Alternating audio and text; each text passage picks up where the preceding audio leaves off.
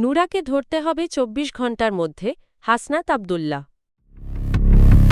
এনসিপির ১০ দিনের কর্মসূচি ঘোষণা। আহসান মনসুরকে সরিয়ে লুটপাটের পথ খুলে দিল বিএনপি। নাহিদ ইসলাম। গণভোটের ফল আবার সংশোধন করল ইসি। বাংলাদেশ ব্যাংকের ঘটনা, সরকার সমর্থিতম কালচারের সূচনা মনে হচ্ছে। শফিকুর রহমান। নরসিংদীতে কিশোরী ধর্ষণ ও হত্যার ঘটনায় প্রধান অভিযুক্ত নুরাকে ২৪ ঘণ্টার মধ্যে গ্রেপ্তারের দাবি জানিয়েছেন কুমিল্লা-৪ আসনের সংসদ সদস্য হাসনাত আব্দুল্লাহ। বৃহস্পতিবার মধ্যরাতে নিজের ভেরিফায়েড ফেসবুক পোস্টে তিনি অভিযোগ করেন এই ঘটনায় স্থানীয় বিএনপির একজন নেতাও জড়িত। তার দাবি অনুযায়ী মহিষাসুরা ইউনিয়নের সদস্য ও ইউনিয়ন বিএনপির সহ-সভাপতি আহম্মদ আলী দেওয়ান ধর্ষকদের কাছ থেকে অর্থ নিয়ে ঘটনাটি ধামাচাপা দেওয়ার চেষ্টা করেন। হাসনাত আব্দুল্লাহ লেখেন, সংবাদ মাধ্যমের তথ্য অনুযায়ী প্রায় ১৫ দিন আগে মাধবদীতে নুরার নেতৃত্বে ৫ থেকে ৬ জনের একটি দল কর্মস্থল থেকে ফেরার পথে কিশোরীকে তুলে নিয়ে ধর্ষণ করে। বিচার চাইতে গেলে স্থানীয় জনপ্রতিনিধি আপসের চেষ্টা করেন এবং মামলা করতে বাধা দেন। এমনকি মেয়েটির পরিবারকে এলাকা ছাড়তে বাধ্য করা হয় বলেও অভিযোগ করেন তিনি। পোস্টে আরও বলা হয়, বুধবার বিকেলে কিশোরীকে নিরাপদে রাখতে খালার বাড়িতে নিয়ে যাওয়ার সময় আবারও তাকে তুলে নেওয়া হয়। পরদিন বৃহস্পতিবার সরিষাক্ষেত থেকে মেয়েটির মরদেহ উদ্ধার করে পুলিশ।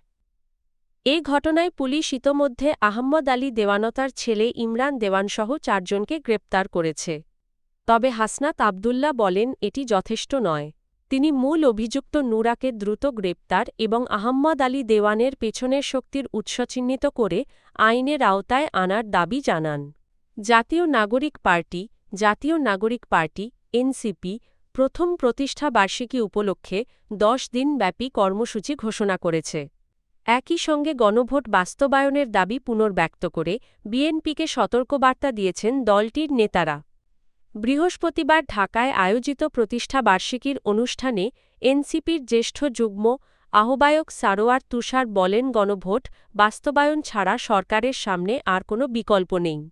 তিনি হুঁশিয়ারি দিয়ে বলেন, বিএনপি যদি আবার ফ্যাসিবাদের পথে হাঁটতে চায় তবে দেশের জনগণ তা প্রতিহত করবে।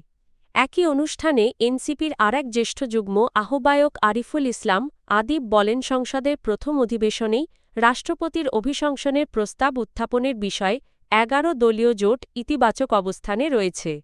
তার আশা, জোটভুক্ত সব দলই এই প্রস্তাবের পক্ষে থাকবে। দেশ যাবে নতুন পথে, ফিরবে না আর ফ্যাসিবাদে, এই স্লোগানকে সামনে রেখে এনসিপি আগামী ১০ দিনের কর্মসূচি পালন করবে বলে জানান দলটির নেতারা। জাতীয় নাগরিক পার্টি এনসিপি এর আহ্বায়ক ও বিরোধী দলীয় চিফ হুইপ মো. নাহিদ ইসলাম অভিযোগ করেছেন, অর্থনীতিবিদ আহসান মনসুরকে বাংলাদেশ ব্যাংকের গভর্নরের পদ থেকে সরিয়ে দিয়ে আর্থিক খাতে নতুন করে লুটপাটের পথ উন্মুক্ত করেছে বিএনপি সরকার। বুধবার রাতে নিজের ভেরিফায়েড ফেসবুক পোস্টে নাহিদ ইসলাম বলেন, অভ্যুত্থানের পর ধ্বংসপ্রাপ্ত ব্যাংকিং ও আর্থিক খাতে শৃঙ্খলা ফেরাতে অন্তর্বর্তী সরকার আহসান মনসুরকে বাংলাদেশ ব্যাংকের গভর্নর হিসেবে নিয়োগ দিয়েছিল। তিনি দাবি করেন, দায়িত্ব নেওয়ার পর থেকে আহসান মনসুর আর্থিক খাতে শৃঙ্খলা আনতে অনেকটাই সফল হন এবং ব্যাংকিং খাতে একাধিক গুরুত্বপূর্ণ সংস্কার বাস্তবায়ন করেন। এর ফলে আর্থিক খাত আংশিকভাবে ঘুরে দাঁড়াতে সক্ষম হয়। নাহিদ ইসলাম বলেন, বিগত ফ্যাসিবাদী সরকারের আমলে পাচার হওয়া অর্থ ফেরত আনতে আহসান মনসুর দৃঢ় অবস্থান নেন। বিশ্বব্যাংকসহ আন্তর্জাতিক আর্থিক প্রতিষ্ঠানের সঙ্গে সমন্বয়ের মাধ্যমে দেশের মানুষের কষ্টার্জিত অর্থ ফেরত আনার সর্বোচ্চ চেষ্টা করেন তিনি। একই সঙ্গে আমদানি-রপ্তানি বাণিজ্যের আড়ালে অর্থপাচার বন্ধে কার্যকর উদ্যোগ নেওয়া হয়। ফলাফল প্রকাশের ১৩ দিন পর গণভোটের ফলাফল সংশোধন করেছে নির্বাচন কমিশন, বাংলাদেশ নির্বাচন কমিশন ইসি। ইতোমধ্যে সংশোধিত গেজেট প্রকাশ করা হয়েছে। সংশোধিত গেজেট অনুযায়ী আগে প্রকাশিত ফলাফলের তুলনায় মোট প্রদত্ত ভোট কমেছে ১০,৭৩,৬১৬টি। একই সঙ্গে উভয় ধরনের ভোটের সংখ্যাই কমেছে, বেড়েছে বাতিল ভোটের সংখ্যা। 25 ফেব্রুয়ারি এই সংশোধিত গেজেটে সই করেন ইসির জ্যেষ্ঠ সচিব আক্তার আহমেদ। উল্লেখ্য, জুলাই জাতীয় সনদের সংবিধান সম্পর্কিত প্রস্তাব বাস্তবায়নের লক্ষ্যে 12ই ফেব্রুয়ারি গণভোট অনুষ্ঠিত হয়। পরদিন 13ই ফেব্রুয়ারি জাতীয় সংসদ নির্বাচনের সঙ্গে বেসরকারিভাবে গণভোটের ফলাফল ঘোষণা করে ইসি। একই রাতে ফলাফলের গেজেট প্রকাশ করা হয়। তবে ওই দিন বিকেলে ইসি সচিব যে বেসরকারি ফলাফল ঘোষণা করেছিলেন তার সঙ্গে রাতে প্রকাশিত গেজেটের সংখ্যায় গড়মিল দেখা যায়। বেসরকারি ঘোষণায় বলা হয়েছিল সারা দেশে ভোট পড়েছে 4,80,74,429টি এবং না ভোট পড়েছে 2,25,65,627টি। বাংলাদেশ জামায়াতে ইসলামীর আমির ও বিরোধী দলীয় নেতা শফিকুর রহমান বলেছেন, বাংলাদেশ ব্যাংকে গতকাল যে পরিস্থিতির সৃষ্টি হয়েছে তা বর্তমান সরকার সমর্থিতমব কালচারের আনুষ্ঠানিক সূচনা বলে মনে হচ্ছে।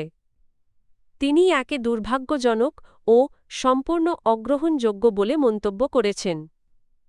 বৃহস্পতিবার ভোর ৫টা ৪৬ নিজের ভেরিফায়েড ফেসবুক পেজে দেওয়া এক পোস্টে শফিকুর রহমান বলেন, বাংলাদেশ ব্যাংকের মতো রাষ্ট্রের সর্বোচ্চ গুরুত্বপূর্ণ প্রতিষ্ঠানে এ ধরনের অনাকাঙ্ক্ষিত কর্মকাণ্ড চলতে থাকলে দেশের অর্থনীতির অবশিষ্ট অংশও ধ্বংস হয়ে যাওয়ার আশঙ্কা রয়েছে। উল্লেখ্য, বুধবার বাংলাদেশ ব্যাংকে দিনভর কর্মকর্তা-কর্মচারীদের বিক্ষোভ ও উত্তেজনার মধ্যে গভর্নরের পদ ছাড়তে হয় আহসান এইচ মনসুরকে। একই দিনে সরকার মোস্তাকুর রহমানকে নতুন গভর্নর হিসেবে নিয়োগ দেয়। এ সময় আহসান এইচ মনসুরের এক উপদেষ্টা কেম্বতৈরি করে বাংলাদেশ ব্যাংক থেকে বের করে দেওয়ার ঘটনাও ঘটে, যা নিয়ে রাজনৈতিক ও অর্থনৈতিক অঙ্গনে তীব্র প্রতিক্রিয়া দেখা দিয়েছে।